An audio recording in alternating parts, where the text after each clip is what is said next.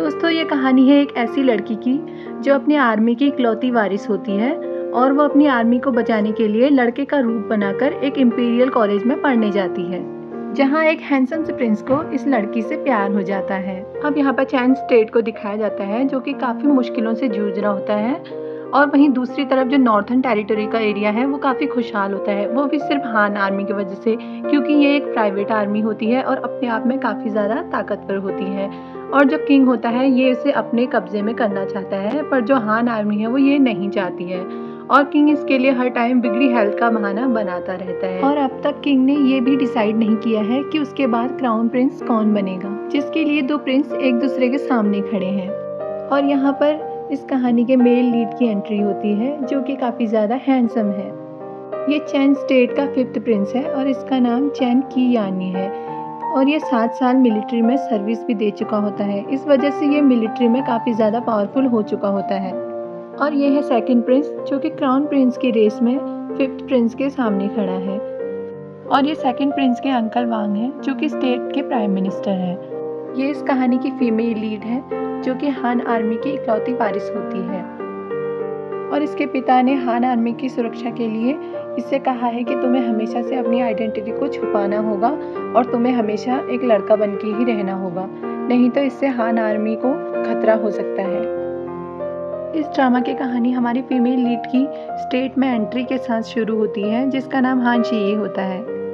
यहाँ पर दिखाई देता है कि जो हान शी है वो एक प्ले बॉय टाइप का है, और 2 लड़कियाँ जो कि उसकी दासियाँ हैं जी उनके साथ एक पालकी पर बैठा हुआ है।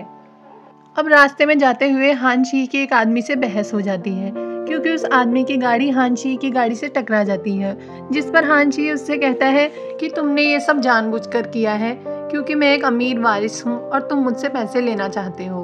अब हमें ये सीन दिखाई देता है कि जो शी है वो अपनी दोनों सर्वेंट्स के साथ एक होटल जैसी जगह में जाता है, जहाँ पर कि वो 2 लड़कियों का डांस देख रहा होता है। यहाँ पर हमें पता चलता है कि जो शी है वो एक बिगड़ा हुआ प्ले बॉय टाइप का लड़का है, जो कि हर समय खाना, शराब पीना और सुंदर सुंदर लड़कियों के साथ रहना ही पसंद करता है। अब शी वेटर को बुलाकर वहाँ पर रूम के लिए पूछ रहा है, लेकिन वेटर ने बोला है कि यहाँ पर तो कोई रूम खाली है ही नहीं। तो शी इस पर कहता है कि मैं तो इतना अमीर हूँ और तुम मुझसे ऐसा कैसे कह सकते हो। तो वेटर इस पर कहता है कि एक आदमी ने जो है वो सबसे अच्छा रूम ले रखा है। तो शी कहता है कि मैं उस आदमी से बात करना चाहता हूँ। अब शी उस आदमी के कमरे में ज़बरदस्ती चला गया है। यहाँ पहले तो वो उसे कुछ पैसे ऑफर करता है, फिर जब वो नहीं मानता तो उसे धक्के मार के उस कमरे से बाहर निकाल देता है, और यह आदमी भी शी को देखते हुए यहाँ से काफ़ी गुस्से में निकल जाता है। यहाँ पर शी इन दोनों लड़कियों के डांस से इम्प्रेस होकर ये कहता है कि मैं इनके साथ ड्रिंक करना चाहता हूँ। और यहाँ पर एक लड़की जो है वो 5th प्रिंस का वेट कर रही है, जिसने शी को भी देख लिया होता है।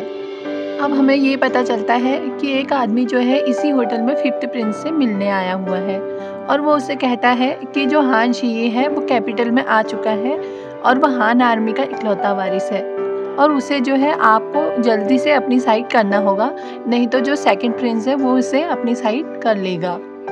अब यहाँ पर 5th प्रिंस कहता है कि हाँ, मुझे हान आर्मी की वजह से उसे अपनी साइड करना ही होगा।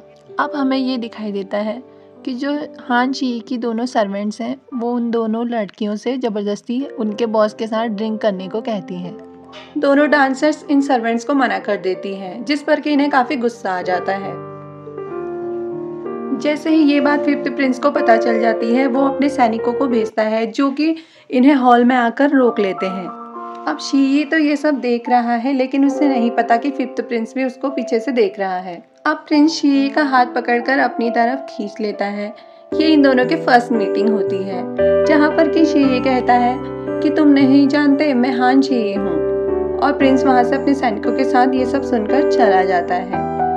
अब नेक्स्ट सीन में हम देखते हैं कि जो 5th प्रिंस है वो शी के बारे में कुछ सोच रहा है, और उधर हम हान शी को भी देखते हैं जो कि सोच रही होती है कि कैसे उसके फादर के कहने पर वो हान यूनेंग से, जो कि एक लड़की थी, हान शी बन गई, जो कि उसका मरा हुआ जुड़वा भाई था।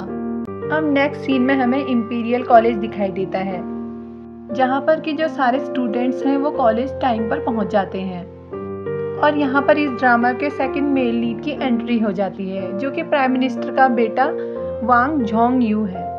ये अपने कुछ दोस्तों के साथ कॉलेज आ चुका है, जहाँ पर कि हम देखते हैं क्लास का टाइम भी शुरू हो चुका है।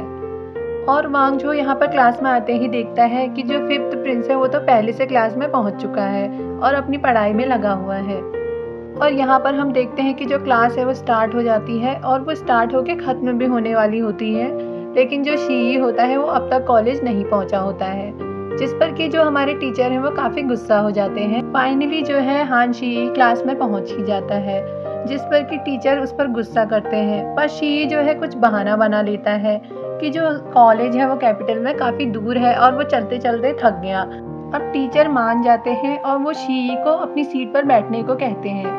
अब क्लास का टाइम ख़त्म हो जाता है और जो टीचर है वो वहाँ से चले जाते हैं। अब वांग शी की सीट पर एक कांटा रख देता है जो शी को बहुत तेज चुभता है और जिस पर वो वांग से कहता है कि ये तुम्हारी ही हरकत हो सकती है। अब सारे स्टूडेंट वहाँ पर जमा हो गए हैं, जहाँ पर कि वांग शी से कहता है कि आज से मैं तुम्हारा बॉस हूँ। तो शी वांग को इस पर कहता है कि पहले तुम इस लायक तो बनो। तो वांग कहता है कि ये तो मुझसे आज तक किसी ने नहीं कहा, मैं तो प्राइम मिनिस्टर का बेटा हूँ। और इस पर शी कहता है कि मैं तुम्हें अपना बॉस नहीं मानता। और ये सब 5th प्रिंस भी देख रहा होता है। अब शी पूरी क्लास के सामने वांग को कहता है कि मुझे तुम्हारी बातों में कोई इंटरेस्ट नहीं है और तुम मुझे यहाँ से जाने दो। जहाँ पर कि एक लड़का अपनी एक टांग को मेज पे रखकर कहता है कि अगर तुम्हें जाना है तो तुम इसके नीचे रेंग के जाओ।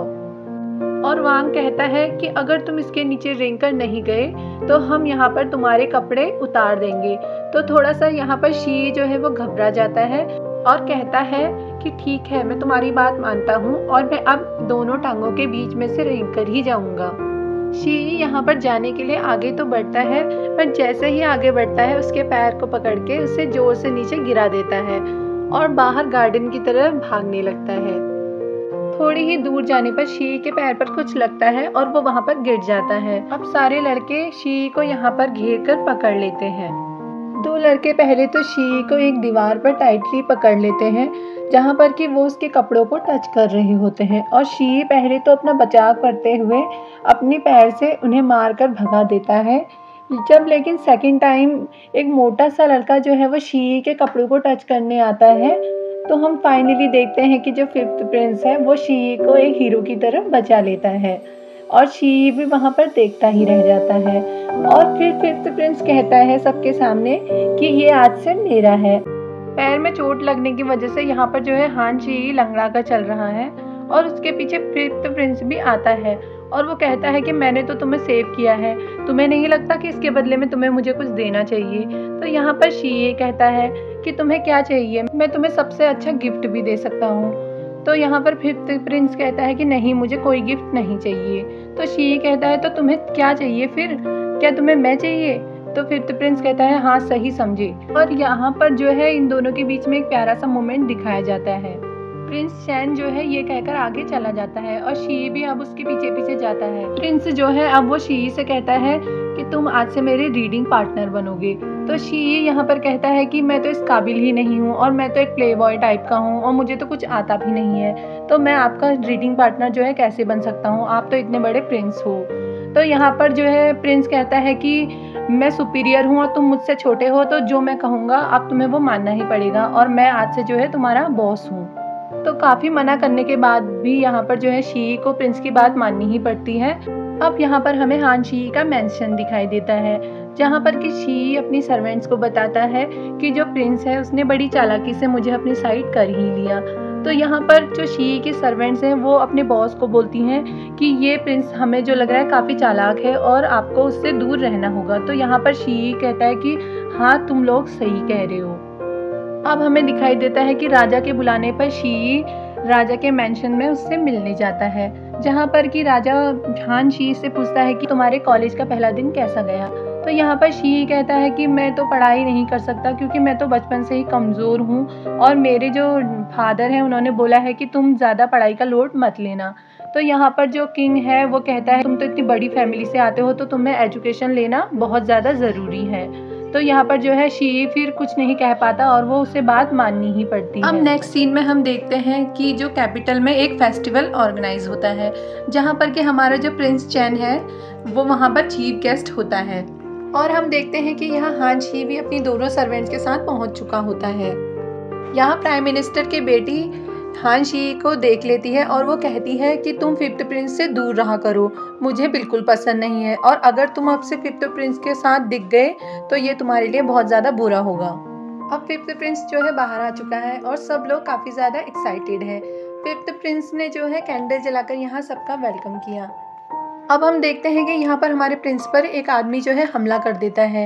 अब फेस्टिवल में काफ़ी ज़्यादा भगदड़ मच जाती है, जिसे देखकर यहाँ से सब लोग भागने लगते हैं। तो हान शी सोचता है कि अब मुझे भी चले जाना चाहिए, क्योंकि मैं यहाँ पर जो है लड़ाई नहीं कर सकता, वरना सबको मेरा सीक्रेट पता चल जाएगा। हमलावर्स के पास यहाँ पर हथियार थे, लेकिन जो हमारा प्रिंस है उसके पास यहाँ पर कोई हथियार नहीं थे। फिर भी वो अपने को बचाने की पूरी कोशिश कर रहा होता है। और हम देखते हैं कि यहाँ पर प्रिंस के गार्ड आकर उसे पूरी तरीके से सेव कर लेते हैं, पर वो हमलावर को नहीं पकड़ पाते हैं।